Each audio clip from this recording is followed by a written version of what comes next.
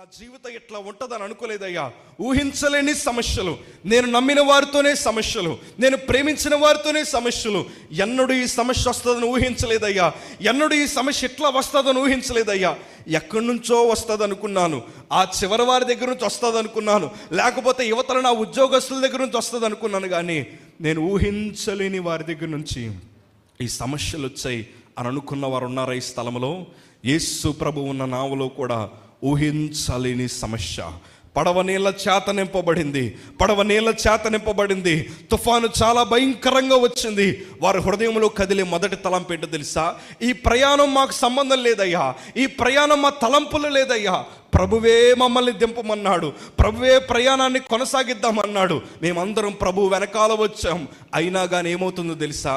దేవుడు ఉన్న నావలోనే సమస్య. నేను ఒకటి అంటాను, క్రైస్తవుడిగా ప్రభు ఉన్న ఇంట్లో కూడా సమస్యలు వస్తాయి, దేవుడున్న ఇంట్లో కూడా సమస్యలు వస్తాయి. ఎందుకు ఈ మాట అంటానంటే, పలు రకాల మనుషులు కొన్ని మాటలు చెప్పడం వల్ల మీ మనసు చాలా గాయపడుద్ది. అంటే ఎట్లా ఉంటుంది తెలుసా? అదిగో యేసు ప్రభుని నమ్ముకున్నారు, ఏ ద్రోహం చేస్తుంటారో వారికి ఆ సమస్య వచ్చిందని నిందలు వేస్తున్నప్పుడు బాధ అనిపిస్తుందా?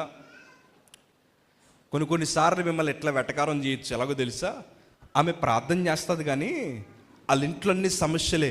అంటే ఆమె చేస్తున్న ప్రార్థన అంతా ఏ ప్రార్థన చెప్పండి? ఏ ప్రార్థన అంటారు? దొంగ ప్రార్థన చేస్తుంది అంటారు. అనరా?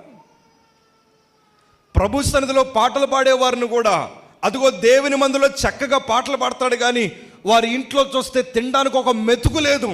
అంటే వాడు చేసే ఆరాధన అంతా ఎలాంటి ఆరాధన? దొంగ ఆరాధన అని ఒక్కొక్కసారి మనుషులు పాయింట్అవుట్ చేయొచ్చు. కానీ మీకు మాట చెప్పనా? ప్రభు ఉన్న నావలోనే భయంకరమైన సమస్య. దేవునికి స్తోత్రం కలుగునుగాక.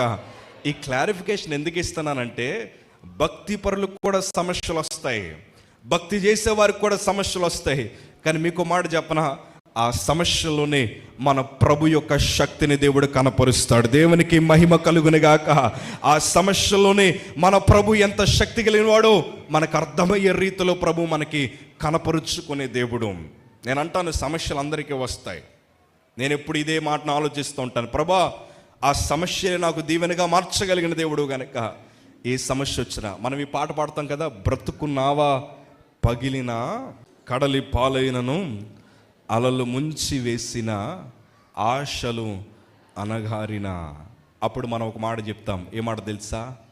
నీ మాట చాలయ్యా, నీ చూపు చాలయ్యా. ఈ 2 అక్షరాలు చదవడానికి చాలా చిన్నవే.